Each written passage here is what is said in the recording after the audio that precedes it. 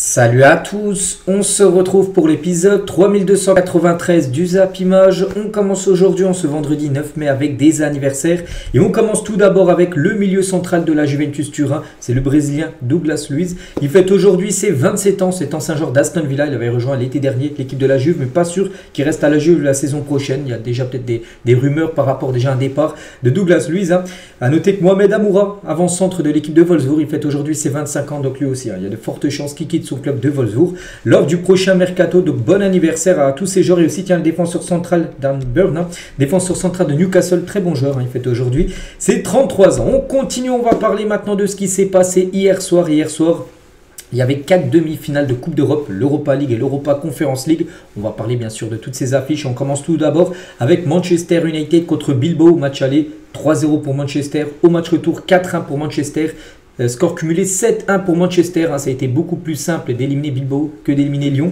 Alors, lors du tour précédent, ils ont eu très chaud Manchester.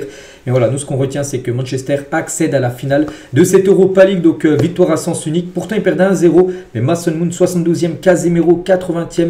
Ojun 85e et de nouveau Mason Mount 91e minute de jeu. En gros, l'espace de 20 minutes, ils ont marqué 4 buts. Ça a été un festival. Et du coup, Manchester se qualifie pour cette finale. Donc voici les statistiques. Donc regardez, les tirs sont pareils. 11 tirs pour les deux équipes, 11, mais 5 tirs cadrés, 4 buts seulement, un arrêt du gardien de Bilbao.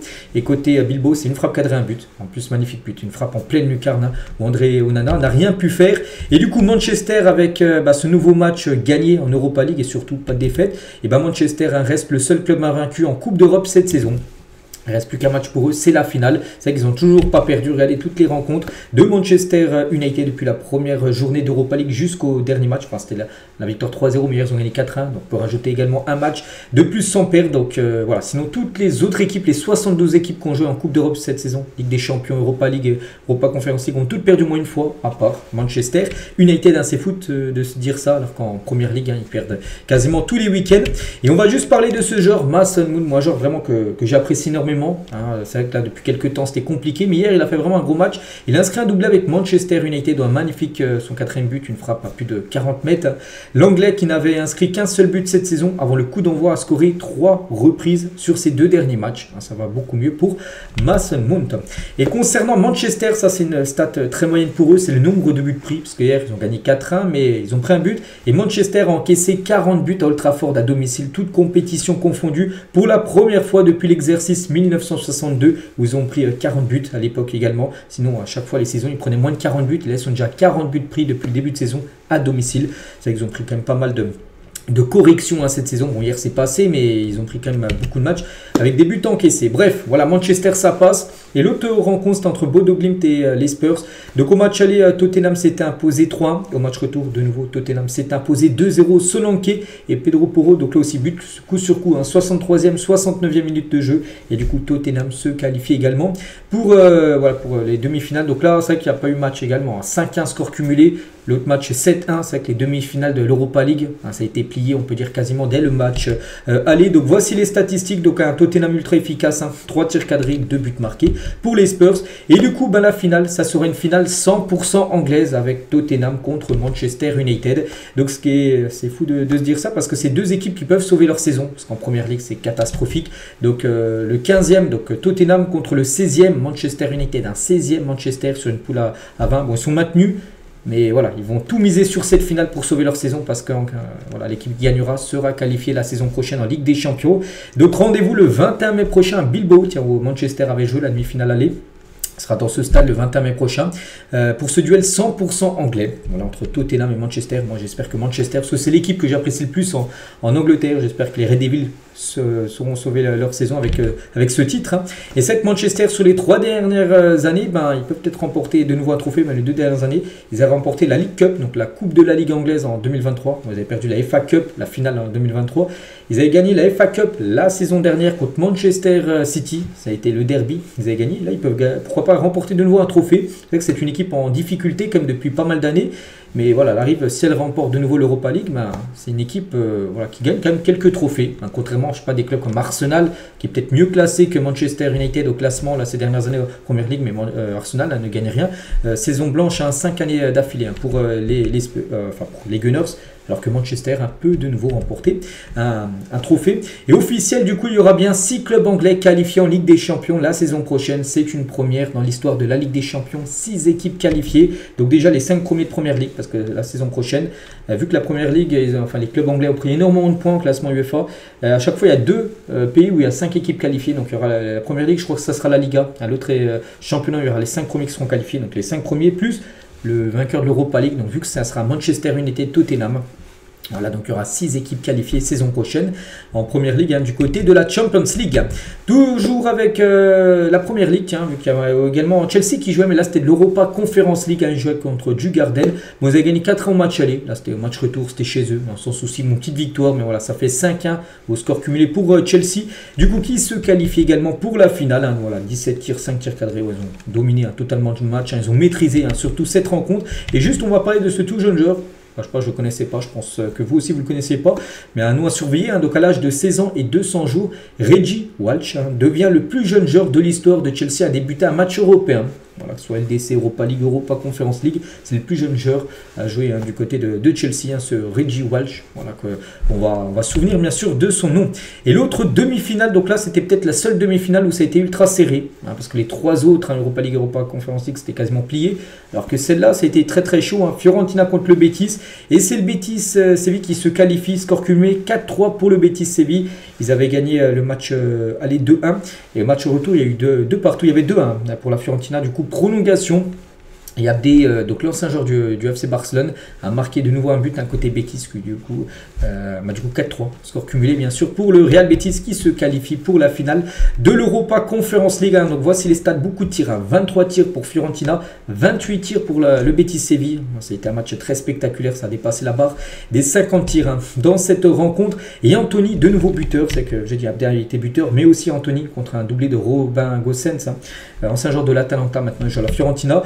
Et Anthony, les gars, magnifique coup franc, les gars, des coups francs en pleine lucarne pour Anthony, les gars. À chaque match, là, il nous met des magnifiques buts. Donc Anthony, sur ses 5 derniers matchs, c'est 4 buts marqués. C'est un renouveau totalement pour lui, les gars. C'est la renaissance depuis qu'il a rejoint cette équipe du Betis. Au match aller, buteur et passeur D. Au match retour, buteur avec ce magnifique coup franc qui permet, grâce à son but, on peut dire, d'envoyer le Betis en finale. Regardez, il était en pleurs à la fin du match, Anthony. Et les larmes de joie d'Anthony après la qualification. Le Brésilien totalement boosté depuis son arrivée au club. 21 matchs depuis son arrivée en janvier, 8 buts et 5 passes D.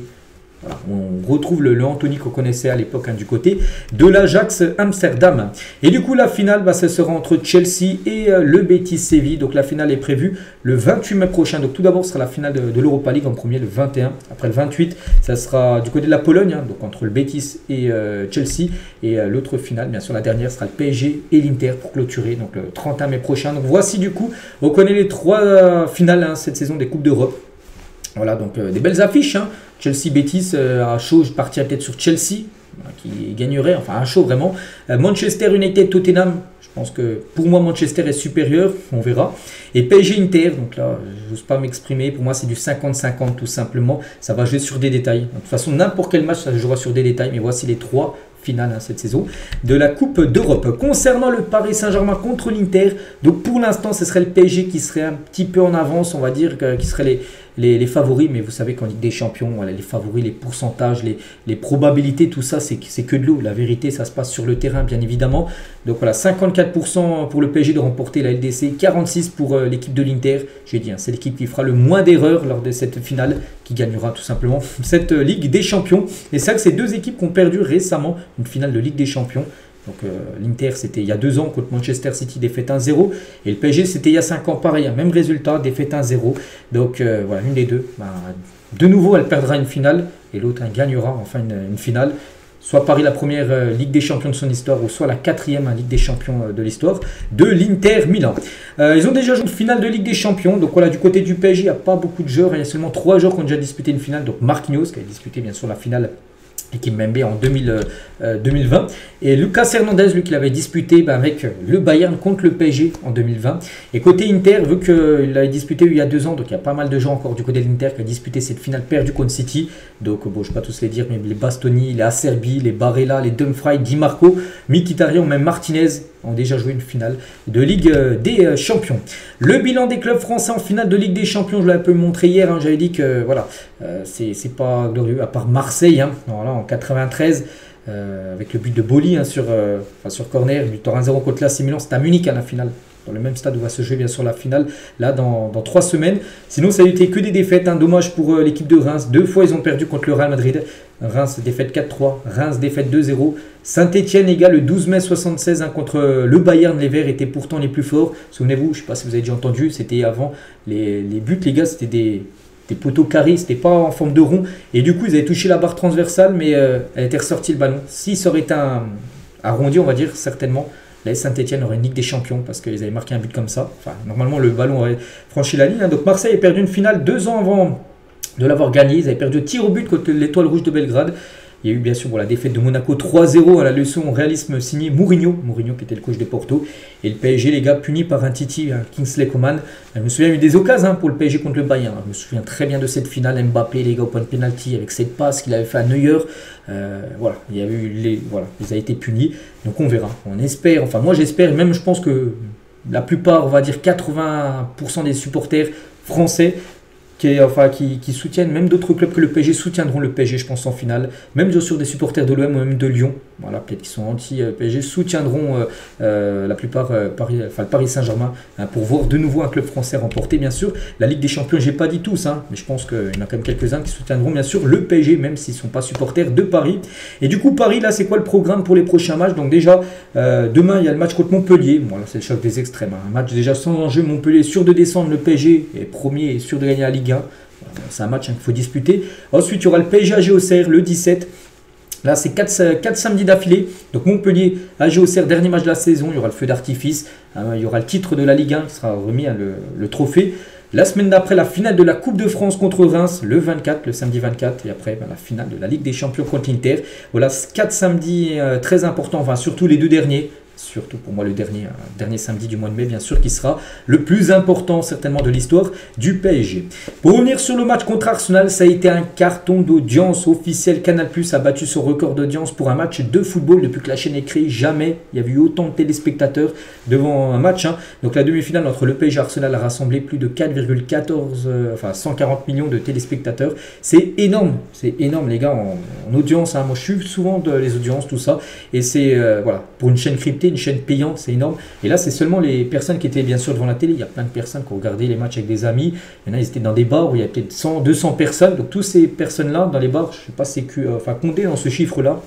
Voilà, donc il y a eu beaucoup de monde, bien sûr, qui ont savouré, hein, cette victoire du PSG. Et toujours avec Paris, la une du journal Équipe aujourd'hui, ça revient encore, bien sûr, sur cette victoire parisienne. Heureux comme des papes, hein, parce que vous savez qu'il y a eu un nouveau pape, hein, qui a été élu hier. C'est pour ça que c'est ce mot pape, hein. Donc l'entraîneur parisien Luis Enrique et ses joueurs ont pleinement savouré leur qualification pour la finale de la Ligue des Champions contre l'Inter. Le stratège espagnol a maintenant 3 semaines pour préparer le rendez-vous de Munich, hein. Donc oui, c'est vrai que là, c'est pas dans l'immédiat, c'est dans 3 semaines. Tu as le temps de préparer, bien sûr, cette rencontre, hein, de Champions League. Et Luis Enrique l'a dit le premier jour où je me suis assis ici, où il est devenu entraîneur du PSG. Il a dit, hein, j'ai dit que notre objectif était d'écrire une page de l'histoire, être les premiers à le faire, à remporter la LDC du côté de Paris dans ce projet qui a changé, où je me sens très bien avec Luis Campos, le président Nasser. J'ai cette capacité à me projeter. C'est vrai qu'il est arrivé en 2023, première année déjà, il amène Paris en demi-finale la saison dernière, bon, malheureusement perdu contre Dortmund. Et là, cette année, il a franchi un cap avec au moins la finale et peut-être le sacre au bout. Il y a 90 minutes à jouer, hein, et peut-être une victoire en finale. Donc oui, imaginez s'il y a bien sûr la Ligue des Champions gagnée, il sera considéré comme le plus grand entraîneur de l'histoire du Paris Saint-Germain. Même sa défaite, parce que j'espère pas, il sera même considéré, je pense, comme l'un des plus grands, bien sûr, Luis Enrique du côté, bien sûr, de Paris.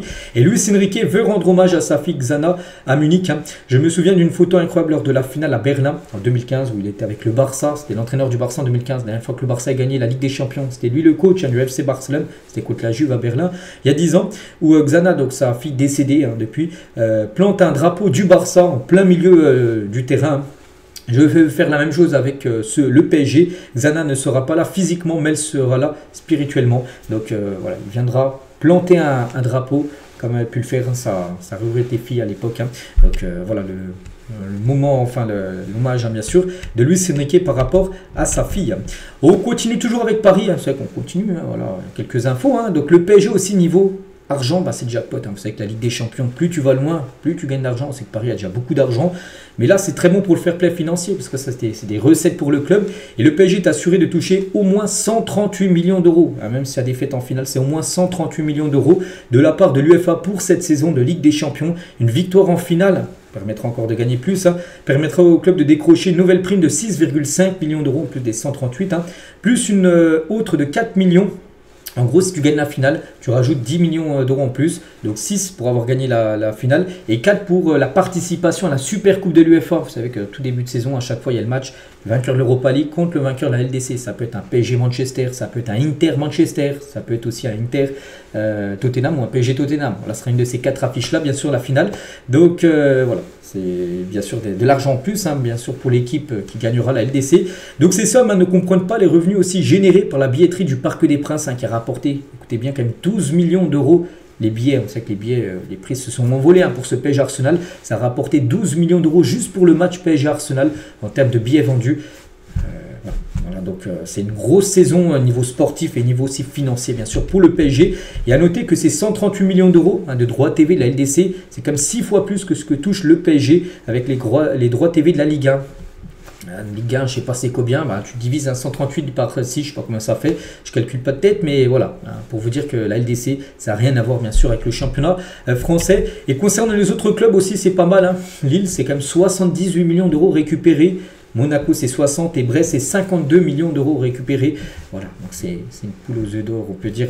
La Champions League, bien sûr, avec les gains, plus tu vas loin, bien sûr, et si tu gagnes beaucoup d'argent. La Coupe du Monde des clubs aussi, qui va commencer le 13 juin prochain, dans 1 mois et 4 jours. Ça va être aussi le jackpot, hein, pour les équipes qui vont aller très très loin. Toujours avec Paris, de Gonesse-sous-Bois va retransmettre sur 2 écrans géants à 2 endroits différents la finale de la Ligue des Champions. Voilà, 2 endroits différents de la ville. Et ben, il y aura des écrans géants pour suivre cette finale, hein. La ville a longtemps désiré accueillir le nouveau stade du PSG, mais ce n'est plus la tendance, hein, parce que vous savez que Paris devrait dans les futures années construire un nouveau stade. Et Aulnay-sous-Bois, vous avez un endroit parfait pour que Paris, bien sûr, parce qu'il y a plein de villes dans la banlieue parisienne qui veulent en gros que le PSG construise le stade dans leur ville, hein, bien sûr, parce que ça permet bien sûr de rapporter beaucoup d'argent pour les impôts, tout ça, de chaque ville. Donc du coup, il n'y aura pas le nouveau stade du PSG, mais ils vont retransmettre bien sûr la finale de la LDC, hein, le 31 mai prochain. Toujours retient avec cette demi-finale, on revient sur le match d'avant-hier, les débordements qu'il y a eu à la fin du match, hein. 43 personnes ont été interpellées donc avant-hier après la victoire du PSG. Donc 3 supporters blessés par une voiture, hein. Moi j'ai vu la vidéo, je pense peut-être qu'il y en a qui l'ont vu, hein, sur les réseaux sociaux. C'est une Mercedes, hein, qui roule comme sur 3 personnes. Donc il y a toujours une personne en urgence absolue, on espère, qui va s'en sortir. Donc il y a eu des commerces, hein, véhicules dégradés, jets de projectiles et tirs de mortier sur les policiers. La situation a dégénéré à Paris. C'était quand mercredi soir, on espère. Voilà, pour la finale, de toute façon, il y aura de la sécurité, je pense, renforcée. Voilà, donc bien sûr, s'il y a la victoire, hein, il y aura une grosse sécurité. Et même s'il y a la défaite, je pense que ce sera beaucoup plus calme, hein, bien sûr, dans les rues de Paris, le 31 mai prochain. Le PSG était meilleur qu'Arsenal parce qu'Arteta avait dit que, en gros, la meilleure équipe n'était pas passée en finale et que lui, Arsenal, aurait dû se qualifier. Mais tiens, l'ancien coach d'Arsenal, hein, Wenger, légende, hein, donc lui, il a dit, hein, sur les 2 matchs, on peut dire qu'ils ont été meilleurs qu'Arsenal, qu'ils ont eu plus d'occasions et qu'ils n'ont jamais vraiment été en danger. Voilà, donc lui, il était un peu neutre, hein, peut-être même plus du côté d'Arsenal, vu qu'il a quand même coaché Arsenal beaucoup d'années. Il va dire en gros que le PSG mérite totalement sa qualification pour la finale de la Ligue des Champions. Et Thierry Henry aussi, ancien joueur d'Arsenal. Donc Henry, il a parlé du président, donc là, parce qu'il est en interview avec Nasser, hein. J'espère que vous ramènerez la Ligue des Champions, j'aimerais. Merci, vous avez changé la façon dont les gens voient le PSG. Ce n'était pas le cas quand j'étais plus petit. Parce qu'à l'époque, hein, il y en a, le PSG, voilà, c'était une équipe qui a investi beaucoup d'argent, hein, tout ça. Maintenant, c'est que le PSG a un peu changé. Maintenant, c'est plus les superstars qui viennent au PSG, c'est plutôt maintenant des pépites qui vont chercher l'équipe parisienne. Et ça a changé bien sûr au regard de beaucoup de supporters dans le monde entier, en gros. Ouais, c'est plus la même vision, hein, qu'à l'époque avec le PSG. C'était le PSG bling bling à l'époque, que maintenant c'est plutôt un PSG qui mise, hein, comme je dis, sur la jeunesse, sur les talents, tout ça. Et, voilà. Et pour l'instant, c'est peut-être la meilleure stratégie, hein, parce qu'on peut voir que le PSG joue beaucoup mieux, hein, qu'il y a quelques années. Blaise Matuidi félicite le PSG sur LinkedIn. Hein, donc hier, Paris a montré au monde entier qu'on avait le cœur et le niveau pour rêver plus grand entre les retours décisifs de Marquis, la Vista de Fabien Ruiz et la Grinta de Gvara. Quel plaisir, hein. Je pense aussi que c'est une belle leçon. Ça fait depuis 12 ans que le PSG rêve de gagner la Ligue des Champions et ça fait quelques années qu'on se rapproche vraiment. C'est vrai, hein, depuis 6 ans, les 6 dernières années, le PSG a atteint comme 4 fois la demi-finale, alors qu'avant c'était soit 8e, soit quart maximum. Que là, vraiment, tu atteins voilà, pas mal de fois l'ennemi. Maintenant, il faut aller la gagner. Hein. Cette Ligue des Champions, tu retrouves la finale. Maintenant, il faut finir le boulot. Voilà, au moins une fois. Hein. Donc réussir un projet d'une telle ampleur prend du temps. Et aujourd'hui, c'est le résultat d'années, bien sûr, de travail. Bravo à toute l'équipe. On va profiter du moment. Il manque la dernière et la plus haute marche. La finale, il l'a gagné enfin. Je suis sûr que toute l'équipe sera à la hauteur de cet événement. On est derrière vous. Ici, c'est Paris. Voilà, un magnifique message de Matuidi hein, sur cette équipe du Paris Saint-Germain. Lizarazo aussi hein, sur la période compliquée traversée par Barcola. Donc il a dit, il a vu Doué progresser énormément et Kvaratskhelia arriver. C'est vrai que pour Barcola, ça a été compliqué. Hein. Doué l'éclore et Kvaratskhelia signe au club. Donc pour Barcola, ça a été compliqué. Quand tu es repoussé sur le banc, forcément tu cogites et tu es moins libre dans ta tête, donc moins libre dans ton jeu. Ce n'est pas facile à gérer. Voilà. C'est dommage, il aurait pu marquer. Hein. Souvenez-vous sur des contre-attaques contre Arsenal, match retour, il a eu quelques belles occasions quand même. Bradley Barcola. Donnarumma, tiens, sur le départ de Mbappé, hein, il trouve aussi que cette équipe parisienne, le départ de Kylian, ça a libéré en gros Paris. Hein. L'état d'esprit a changé, nous sommes plus une équipe, c'est vrai, parce qu'à l'époque, Mbappé, le PSG misait trop sur Mbappé, ça qui marquait beaucoup de buts. Hein. C'était ça, c'est rien à dire. Mais il ne faisait pas autant les efforts défensifs, parce que ça compte les gars. Hein. Ça compte une équipe qui défend ensemble, que quand des fois il y a 2-3 joueurs qui ne défendent pas. Et ça fait un déséquilibre énorme. Hein. Donc Kylian nous manque, hein. C'est l'un des meilleurs joueurs du monde et c'est un grand ami. L'équipe est très unie, on est très bien ensemble. On a gagné un Euro comme ça. Avec l'Italie, ça fait la différence dans toutes les équipes. C'est que du côté de l'Italie en 2020, en 2021, quand ils ont gagné l'Euro, il n'y avait pas de superstar. Mais voilà, tellement qu'ils étaient tous unis les uns pour les autres. Ils avaient réussi quand même à gagner voilà, cette compétition. Donc il veut s'inspirer de l'Italie en 2021.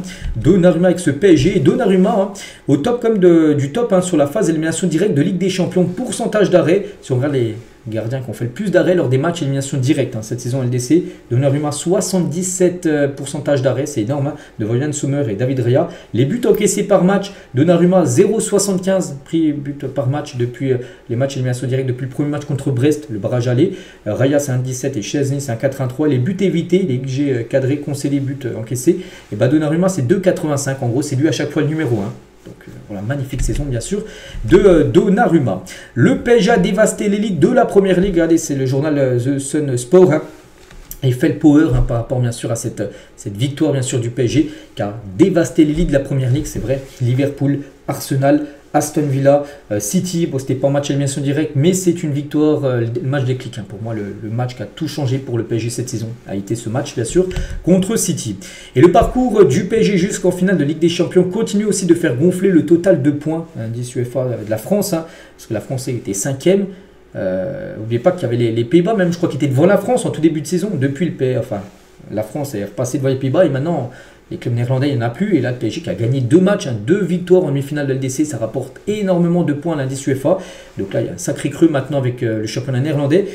Il y a la 4e place, hein, qui est l'Allemagne, le championnat allemand juste devant la France, mais ils sont quand même loin. Voilà, c'est encore très loin. La marge augmente surtout avec les poursuivants derrière, où là vraiment tu as creusé l'écart avec le championnat néerlandais et le championnat portugais. Toujours avec la Ligue des Champions, voici l'équipe type de cette semaine de la Ligue des Champions avec quelques Parisiens, Kvaratskhelia, Fabien Ruiz, Marquinhos et Hakimi. Voilà, 4 Parisiens. Donc il y a le gardien Yann Sommer, ça va peut-être aussi Donnarumma. Yann Sommer hein, qui a été exceptionnel hein, bien sûr contre le Barça. Il est présent dedans et logiquement. Donc Acerbi est aussi dedans. Gérard Martin avec 2 passes D. Avec le Barça, il est dedans. Avec Frankie de Jong et Lamine Yamal bien évidemment. Et aussi Lautaro Martinez et Barella. Donc voici les meilleurs joueurs de ces demi-finale, donc 3 équipes représentées, 0 joueur d'Arsenal pour cette équipe type. On va parler d'Ousmane Dembélé, bon il n'est pas présent, déjà il a joué seulement 20 minutes hein, bien sûr contre Arsenal, mais Arsenal, hein, enfin qu'on dirait Dembélé, d'après ESPN c'est un site anglais, regardez c'est écrit en anglais, bon je comprends pas énormément l'anglais, mais voilà on peut voir qu'en gros Dembélé est actuellement le grand favori pour emporter le ballon d'or, un petit rappel de ses stats, hein, 45 matchs, 33 buts et 10 passes D, des stats incroyables. Il a gagné la Ligue 1, le trophée des champions et la Coupe de France où bien sûr s'il la remporte, ça le rapprochera encore un peu plus bien sûr du Ballon d'Or et bien évidemment la Ligue des Champions. S'il y a cette Ligue des Champions remportée, ça sera quasiment sûr que ça sera lui. Donc ça peut être incroyable bien sûr. Il le sait ça Dembélé, il le sait que là ce mois de mai, le plus important certainement de sa carrière, qui peut aller gagner une Ligue des Champions, peut-être la première de sa carrière. Et aussi le Ballon d'Or. Il n'aura peut-être pas d'autre opportunité de la remporter, le Ballon d'Or. Imaginez les gars Mbappé qui quittent le PSG hein, en voulant gagner la LDC Le Ballon d'Or, imaginez, une année après, PSG, si la Ligue des Champions remportée, c'est Dembélé qui remporte le Ballon d'Or. Ce serait fou hein, quand même pour Mbappé, je pense qu'il pourrait s'en mordre les doigts. Et actuellement, regardez, d'après les bookmakers anglais, ceux qui font les probabilités, tout ça, et ben Dembélé, bien le nouveau favori pour le Ballon d'Or après ces demi-finales. Donc 33,33% de chance pour Ousmane Dembélé à l'instant T, là actuellement ce 9 mai, de remporter le Ballon d'Or devant Lamine Yamal, 22%. Donnarumma, 3e position pour un gardien, c'est exceptionnel. Après, il y a Rafinha, qui a énormément chuté. Oui, il a été buteur, mais on ne l'a pas trop vu. Hein. Voilà, c'est vrai ça a sauvé un peu son match, hein, heureusement, hein, parce que sinon on ne l'a pratiquement pas vu. On a beaucoup vu Lamine Yamal contre l'Inter lors du match retour, mais Rafinha pas du tout. Martinez, après il y a Kvaratskhelia aussi qui est bien classé, hein, Kvaratskhelia. Donc voilà, Mbappé, seulement 1% de chance, hein, bien sûr, de remporter. Le Ballon d'Or, c'est bien Dembélé actuellement qui a le plus de chance, donc il le sait qu'une victoire en finale de Ligue des Champions, ça sera quasiment le Ballon d'Or assuré pour Ousmane. Lamine Yamal a réussi 20 dribbles en demi-finale de Ligue des Champions. Le deuxième joueur a réussi le plus de dribbles, on a réussi seulement 6. 6, je ne sais pas c'est lequel joueur qui a réussi le plus de dribbles après lui, mais lui il a réussi 20 en demi-finale, retour hein, bien sûr contre l'équipe, non je crois que c'est sur les 2 demi-finales cumulées, mais voilà c'est quand même incroyable bien sûr. Lamine Yamal, la classe d'Alessandro Bastoni envers le Barça, donc Bastoni qualifié bien sûr pour la finale de la Ligue des Champions avec l'Inter, il a mis un long message, hein. Donc ce n'est que maintenant que je commence à réaliser quel exploit incroyable nous avons réalisé mardi soir, l'effort que nous avons laissé sur ce terrain était énorme et tout cela a été remboursé plus encore par l'énergie inoubliable de nos fans, hein. Je suis reconnaissant envers chaque coéquipier, l'esprit, la faim, le cœur, se battre à vos côtés et c'est ce qui fait que chaque sacrifice depuis qu'on est enfant en vaut la peine, hein. Respect pour nos adversaires, ils ont fait preuve d'une force et d'un cœur incroyable, hein. À tous les intéressés, rendez-vous à Munich, hein. Merci pour tout. Voilà ce qu'il a pu mettre, hein. Il y a une petite, à la fin il a mis une mention aussi spéciale, un enfant terriblement bon, tu es un monstre, Lamine Yamal, il a mentionné Lamine Yamal dans son post en gros pour dire que voilà, il a été très très fort Lamine Yamal, il a même reçu le maillot de Lamine Yamal à la fin du match, hein. Le défenseur Bastoni maintenant lui aussi il a une marche à passer. Un match contre le PSG, bien sûr, pour gagner la Ligue des Champions. On va parler d'Araujo. Donc, lui, beaucoup critiqué Araujo. Hein, et il a sorti un post Instagram hein, par rapport à cette élimination où il est beaucoup coupable. Hein, vraiment, les supporters du Barça lui en veulent énormément. J'accepte et je reconnais. Je ne me suis jamais caché. Je ne le ferai jamais. Ça fait mal hein, d'être dehors, mais ça ne s'arrête pas ici. Au travail, on se bat. Mais je suis aussi fier. Fier de cette équipe, de mes coéquipiers, du logo que nous représentons, de chaque supporter qui était avec nous, bien sûr, à chaque étape. Hein. Donc, durant cette année 2025, nous avons montré en tant qu'équipe et en tant que supporter la mentalité que nous avons. Le Classico arrive hein, après-demain et nous allons laisser l'âme, hein. Nous sommes le Barça, nous reviendrons plus fort. Voilà en gros son dernier post Instagram de Ronald Araujo par rapport à cette élimination en Ligue des Champions. Donc voilà tout ce qu'il y a à dire hein, sur la Coupe d'Europe. On a parlé de l'Europa League tout à l'heure, l'Europa Conference League, on est revenu sur la Ligue des Champions. On continue maintenant avec d'autres infos bien sûr. Donc aujourd'hui il y a du football, hein. On est vendredi, c'est les derniers matchs de championnat. Wolfsburg-Hoffenheim, il y a Las Palmas-Vallecano, il y a l'AC Milan soir qui joue contre Bologne à 20h45. Voilà, c'est dans le sprint final bien sûr des championnats qui vont se clôturer normalement. Le week-end du 25 mai sera le week-end du dernier championnat. Et il y a un gros match hein, ce week-end, un peu par l'avant, enfin il y a quelques secondes, là c'est le Classico. Et Hernandez sera l'arbitre du Classico. Après-demain, dimanche 16h15, le Barça reçoit le Real. Et à noter que cet arbitre, hein, la chaîne Real Madrid TV, a publié une vidéo des erreurs commises par l'arbitre Hernandez avant le Classico. Ils avaient déjà fait ça, souvenez-vous, avant le Classico, tiens, il y a 2 semaines, en Coupe du Roi, hein, où l'arbitre était même en pleurs lors de la conférence de presse d'avant-match de la finale de la Coupe du Roi. Ça a fait un scandale. Le Real voulait un nouveau arbitre. Hein. Bon, ça a été l'arbitre qui est resté, bien sûr. Mais voilà, du coup, le Real Madrid TV remet une pression voilà, sur l'arbitre Hernandez sur les erreurs qu'il a pu faire dans le passé. Voilà, le Real fait déjà pression sur l'arbitre du Classico parce que c'est un match hyper important. En cas de victoire du Real, le Real reviendra à 1 point du Barça. Mais en cas de défaite, hein, la Liga sera pliée. Il y aura 7 points d'écart à 3 journées de la fin. Il ne restera plus que 9 points donnés. C'est-à-dire que le Barça, prochain match, il joue le derby contre l'Espagnol. En cas de victoire, le Barça sera champion d'Espagne. Donc voilà l'importance quand même de ce match après-demain. À noter qu'Alejandro Balde devrait être disponible pour le Classico dimanche. Il devrait être présent. Balde, ça c'est une bonne nouvelle bien sûr pour le FC Barcelone. Du côté du Real, on annonce une attaque Vini Junior, Mbappé et Arda Güler. Les 3 devraient être les 3 titulaires. Rodrigo devrait faire son retour, mais devrait être remplaçant. Rodrigo. Donc voilà, ça va être ces 3-là en attaque. Voilà, lors de cette rencontre. Hein. Et être sur le banc n'est pas facile. Arda Güler s'ouvre et évoque sa personnalité qu'il s'est créée à travers une pauvre enfance. Hein. Les gens me voient comme un joueur créatif, mais je suis aussi un guerrier. Tu me mets sur le banc, je travaille plus dur. Hein. Tu dis des conneries sur moi, je vais t'écraser. Quand nous avons gagné la Ligue des Champions, donc la saison dernière, je n'avais pas vraiment envie de soulever le trophée car je n'avais vraiment pas contribué sur le terrain. Parce qu'il est très peu joué. Et pour lui, il avait honte de soulever le trophée pour dire ouais, j'ai gagné la Ligue des Champions alors qu'il n'a quasiment pas joué de la saison en LDC. Donc il avait honte. Bon, il avait quand même pu le faire. Hein. On peut voir la photo en bas à droite, mais il voulait pas le faire en gros. Le jeune Arda Güler, mais bon, qui prend de l'ampleur, hein, joue de plus en plus. Regardez, il devrait être titulaire pour le match d'après-demain. Et toujours du côté du Real, concernant le coach hein, Carlo Ancelotti, donc on sait que là c'est imminent hein, son départ, oui. Hein. Ancelotti fera ses adieux le 25 mai prochain, le dernier match de la Liga. Le Real Madrid recevra la Real Sociedad. 38e et dernière journée de la Liga sera le dernier match d'Ancelotti. Après, il partira. Et voilà, c'est bouclé, hein, c'est confirmé, les gars. Xabi Alonso sera bien le nouvel entraîneur du Real Madrid. Hein, il va signer un contrat de 3 ans du côté du Real. Donc, du coup, il quittera le Bayer Leverkusen. Toujours avec le Bayer Leverkusen, quelques infos mercato enfin, sur ce club et d'autres équipes. Hein. Jérémy Frimpong, lui aussi. Hein, de toute façon, il y aura pas mal de départs hein, de Leverkusen. Hein, donc, le coach, Frimpong, Jonathan Tah, Florian Wirtz. Patrick Schick aussi, un attaquant devrait partir. C'est vrai qu'on annonce au moins 6-7 départs hein, du côté des Leverkusen. Bon, bref, Frimpong dispose d'une clause libératoire fixée à 35 millions d'euros. Plusieurs clubs européens, notamment Liverpool, hein, qui cherche le remplaçant d'Alexander Arnold. Et ben, ouais, il s'intéresse bien sûr les Reds hein, à Jérémy Frimpong.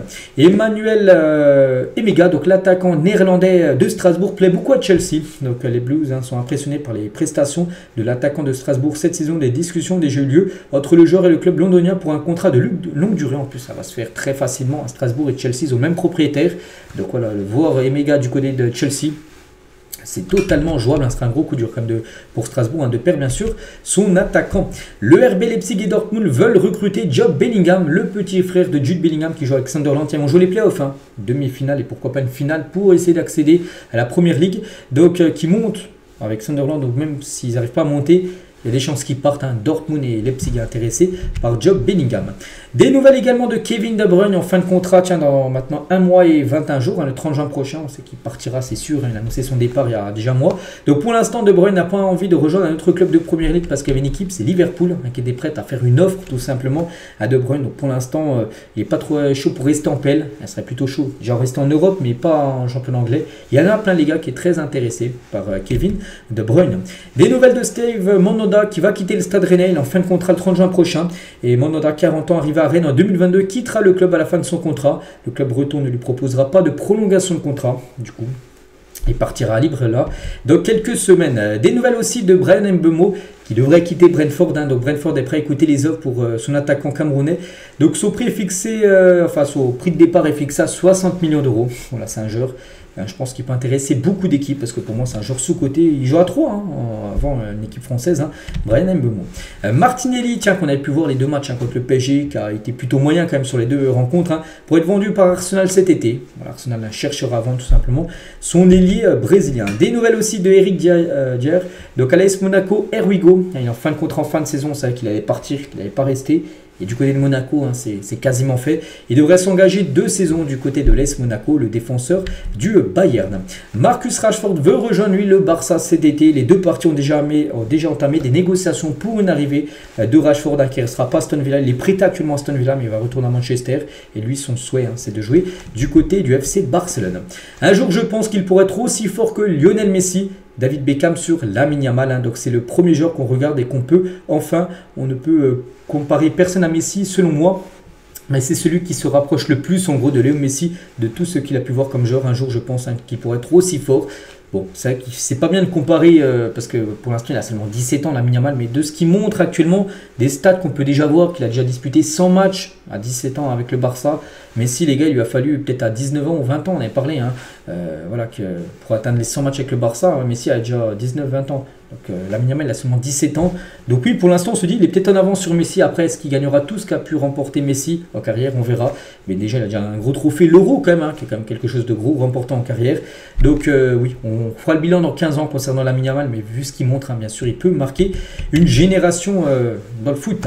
Voici à quoi devrait ressembler le prochain maillot domicile de Chelsea. Voilà, bon, toujours bleu. Hein. Bon, normalement, tu rajoutes le sponsor. Je ne sais plus trop c'est qui leur sponsor en plein milieu. Voilà, Nike, hein, Chelsea, voilà le futur maillot normalement des Blues.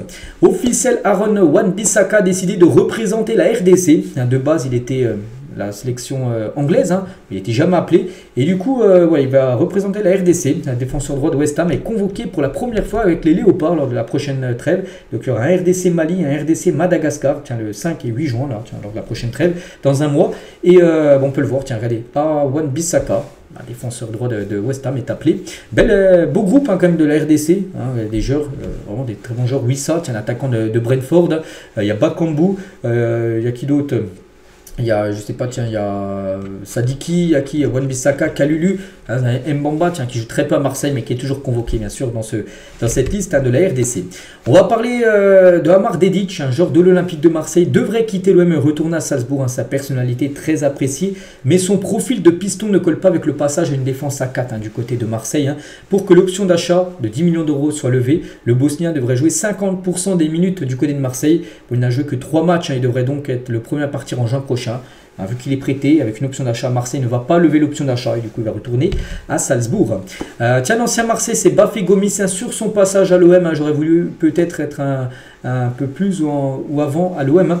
Peut-être que c'est un club qui m'a fait découvrir certaines choses. Voilà ce qu'il a pu dire, hein, sur l'Olympique de Marseille. Gomis.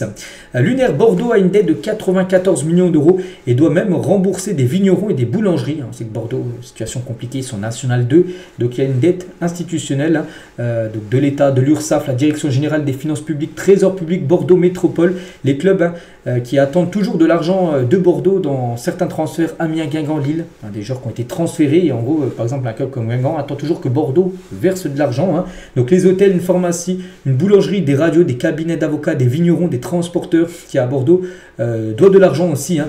Lopez prévoit de faire descendre la dette en dessous des 55 millions d'euros. Actuellement, c'est 94 millions d'euros, hein, de dette, hein, pour les Girondins de Bordeaux. Et on finit avec eux. On espère qu'ils remonteront. Bon, pas pour cette année, c'est pas possible, mais la saison prochaine, espérons qu'ils retrouvent le national. Donc voilà les gars ce qu'il y avait à dire. J'espère que ça vous a plu. On se retrouve nous demain samedi bien sûr pour le prochain numéro. À demain.